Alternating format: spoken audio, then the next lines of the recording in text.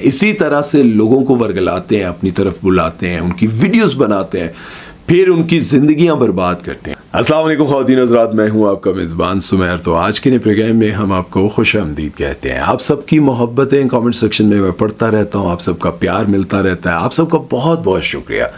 आप हमेशा मुस्कुराते रहें, कामयाबियां समेटें, लंबी जिंदगी पाएं। दोस्तों, आज हम बात करने जा रहे हैं मिशा शफी और अली ज़फ़र के केस के बारे में, जो कि 8 साल चला और 8 साल के बाद आखिरकार अली ज़फ़र को बाइज्जत तौर पर बरी कर दिया गया और वो केस जीत गए। मिशा शफी जो कि एक सिंगर हैं और एक हमारी मशहूर एक्ट्रेस हैं जिनका नाम है सबा हमीद, उनकी ये साहबजादी हैं। 8 साल पहले उन्होंने एक ट्वीट किया जिससे अली ज़फ़र की ज़िंदगी क्या पूरा कैरियर ही दांव पे लग गया। उन्होंने ये इल्ज़ाम लगाया कि अली ज़फ़र ने मुझे ज़्यादती का निशाना बनाने की कोशिश की, उन्होंने मेरे साथ ज़्यादती करने की कोशिश की। आप जब मिशा शफी ये ट्वीट करती हैं तो सबसे पहले जियो ग्रुप वाले जितने भी होस्ट थे, जितने भी एंकर थे, जितने भी लोग थे, सब के सब मिशा शफी के साथ हो गए, बगैर तहकीक किए, बगैर सोचे समझे। अली ज़फ़र से पूछे कि आपने ऐसा किया है, नहीं किया है, सारे के सारे मिशा शफी के साथ हो गए और सब ने अली ज़फ़र को बुरा कहना शुरू कर दिया। अली ज़फ़र रोते रहे, गिड़गिड़ाते रहे, सबसे माफिया भी मांगते रहे और कहते रहे कि मैंने ऐसा कुछ नहीं किया, मेरा यकीन करें। लेकिन ये केस चलता रहा और बहुत सारे ऐसे लोग यानी कि फेमिनिस्ट जितने भी थे, उन्होंने अली ज़फ़र की मिट्टी पलीत करके रख दी। भाई अली ज़फ़र को हर जगह गंदा करना शुरू कर दिया। अली ज़फ़र के लिए इल्ज़ाम फेस करना काफ़ी मुश्किल हो चुका था, क्योंकि अली ज़फ़र सिर्फ पाकिस्तानी सिंगर ही नहीं थे बल्कि एक इंटरनेशनल स्टार भी थे। उन्होंने दुनिया भर में जाकर अपनी परफॉर्मेंस दी, गुलकारी की, इंटरनेशनल स्टार्स के साथ काम किया, इंडिया में जाके मूवीज़ की, इंडियन एक्टर्स के साथ काम किया, लेकिन कहीं से ऐसा कोई इल्ज़ाम सुनने को नहीं मिला था। इसलिए अली ज़फ़र को लगता था कि अब मेरा कैरियर बिल्कुल तबाह हो जाएगा, क्योंकि पाकिस्तान में मेरे साथ काम करने वाली मेरी को स्टार, मेरी को सिंगर, वो मुझ पर ये इल्ज़ाम लगा रही है, तो फिर दुनिया भर में किसको बताऊंगा कि मैं एक अच्छा इंसान हूं, मैंने ऐसा कुछ नहीं किया। सिर्फ अली ज़फ़र ही ये फेस नहीं कर रहे थे, बल्कि उनकी वालदा एक बहुत बड़ी यूनिवर्सिटी की वाइस चांसलर भी थी। अब वाइस चांसलर थी तो फिर जाहिर है वहाँ के स्टूडेंट्स, वहाँ के टीचर्स, बाकी सब लोग उनको क्या ताने देते होंगे, किस नज़र से देखते होंगे। लेकिन अली ज़फ़र रोते रहे, गिड़गिड़ाते रहे और उनकी जो वाइफ है वो हमेशा उनके साथ खड़ी रही और उन्होंने कहा कि मैं अली ज़फ़र पर यकीन करती हूँ, इत्मीनान करती हूँ। अली ज़फ़र के साथ काम करने वाले उस सेट पर मौजूद हर एक बंदे ने जाके गवाही दी कि हमने ऐसा कुछ नहीं देखा। लेकिन फिर भी मिशा शफी ये सब कुछ कहती रही। इसके पीछे वजह क्या थी? कहने वाले कहते हैं कि उस वक्त पूरी दुनिया में बड़े बड़े मालदार और ताकतवर लोगों ने एक नया प्रोपेगेंडा शुरू किया जिसका नाम रखा गया मी टू। मी टू में ये होता है कि बड़ी बड़ी सेलिब्रिटीज से ये कहा जाता है कि आप दुनिया के सामने आकर बताएं कि मेरे साथ बचपन में फलां ने ऐसा किया था, मेरे साथ मेरे चचा ने ऐसा किया, मेरे डायरेक्टर ने ऐसा किया, मेरे साथ बस आकर बताएं कि मैं आपके साथ कब और कैसे ज्यादती हुई थी। आप मी टू का जो हिस्सा बनता था, दुनिया भर की बड़ी बड़ी सेलिब्रिटीज में से जो भी आकर ये बताता था कि मेरे साथ किस एज में किसने कब कैसी ज्यादती की, किस तरह से की, जब वो ये किस्सा सुनाती थी तो उसको करोड़ों रुपया दिया जाता था। और कहने वाले ये भी कहते हैं कि उस वक्त अली ज़फ़र को और मिशा शफी को इसी तरह की ऑफर दी गई। अली ज़फ़र ने इनकार कर दिया और मिशा शफी ने इसकी हामी भर ली और उन्होंने अली ज़फ़र पर यह इल्ज़ाम लगा दिया कि अली ज़फ़र ने मुझे ज़्यादती का निशाना बनाने की कोशिश की है। अब जब ये ट्वीट आता है तो सबसे पहले जियो के जितने भी लोग थे वो तहकीक किए बगैर अली ज़फ़र के पीछे पड़ जाते हैं। अली ज़फ़र रोते गिड़गिड़ाते रहते हैं कि मैंने ऐसा कुछ नहीं किया। और उसके बाद जब अली ज़फ़र एक प्रोग्राम में आते हैं और वो बताते हैं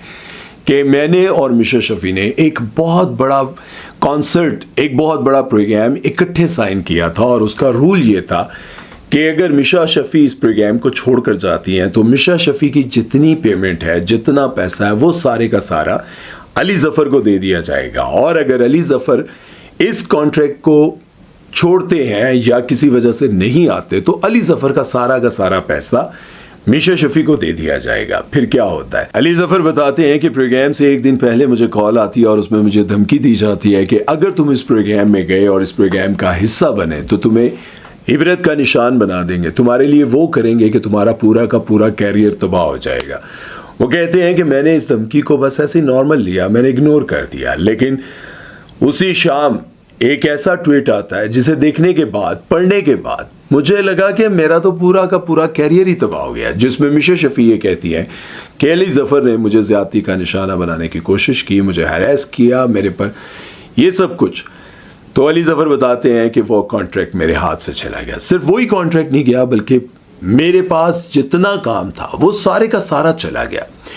اور آخر کار ایک دن علی ظفر نے قرآن بھی اٹھایا, قسمیں بھی اٹھائیں اور میشا شفیع کو بھی یہ کہا کہ دیکھو میشا, تم جانتی ہو کہ میں نے ایسا کچھ نہیں کیا, تم جانتی ہو کہ میں کس طرح کا انسان ہوں, تم جانتی ہو کہ میں بے گناہ ہوں, میں تمہارے آگے ہاتھ جوڑتا ہوں, میرا کیریئر تباہ ہو رہا ہے, میری ازدواجی زندگی برباد ہو رہی ہے. آپ کو پتہ ہے علی ظفر کی جو وائف ہے وہ بڑی امیر اور بڑی تگڑی فیملی سے ہے. اب علی ظفر نے ان سے شادی کی تھی, بڑی جتن سے شادی کی تھی, بڑی محبت کی شادی ہے. اب ان کی زندگی میں ظاہر ہے کہیں نہ کہیں کوئی نہ کوئی پرابلم تو ہو رہی ہوگی. لیکن علی ظفر روتے رہے, گڑ گڑاتے رہے, کسی نے یقین ہی نہیں کیا. ہاں, لیکن اس وقت بھی ہم یہی کہتے تھے کہ اگر سیٹ پر موجود سپاٹ بوائے کہتا ہے, سیٹ پر موجود اسسٹنٹ ڈائریکٹر کہتا ہے, سبھی یہ کہہ رہے ہیں کہ ہم نے علی ظفر کو کبھی ایسا نہیں پایا, علی بھائی بہت اچھے ہیں, تو پھر کیسے کوئی یقین کر سکتا ہے. اور آخر کار کیا ہوا, یہ کیس چلتا رہا 8 سال کیس چلا, 283 اس کی سنوائیاں ہوئیں, 9 ججز چینج ہوئے, دونوں کے پاس مال تھا, پیسہ تھا, خوب کیس لڑا. اور آخر کار کیا ہوا, میشا شفیع ملک سے باہر, وہ پاکستان آنے کے لیے تیار نہیں تھی کہ پاکستان جاؤں. اس کیس کی اگر ظاہر ہے کہ سچی تھیں, ان کو بہت تکلیف ہوئی, ان کی عزت پر ہاتھ ڈالا گیا, تو ان کو اس کیس کے لیے یہاں پر موجود ہونا چاہیے تھا, بندے کو سزا دلوانی چاہیے تھی, لیکن وہ یہاں پر موجود نہیں تھی. وہ کب سے پاکستان چھوڑ کر جا چکی تھی. اور آخر کار کیا ہوا, کیس علی ظفر جیت گئے. علی ظفر نے 100 کروڑ ہر جانا ڈالا تھا کہ وہ کیا کہتے ہیں کہ جو ڈیفیم کرنے کے لیے جو ہوتا ہے, یار ایک تو میں انگلش نہیں آتی نا, ڈیفیمیشن کیا کہتے ہیں, ڈیفیمیشن کہتے ہیں نا. علی ظفر نے اپنے اوپر الزام لگانے کا 100 کروڑ کا کیس کیا کہ اگر یہ کیس, یہ بات, وہ سب کچھ, یہ الزام سچ ثابت نہ کر سکی تو ان کو مجھے 100 کروڑ یعنی کہ 1 ارب روپیہ دینا پڑے گا.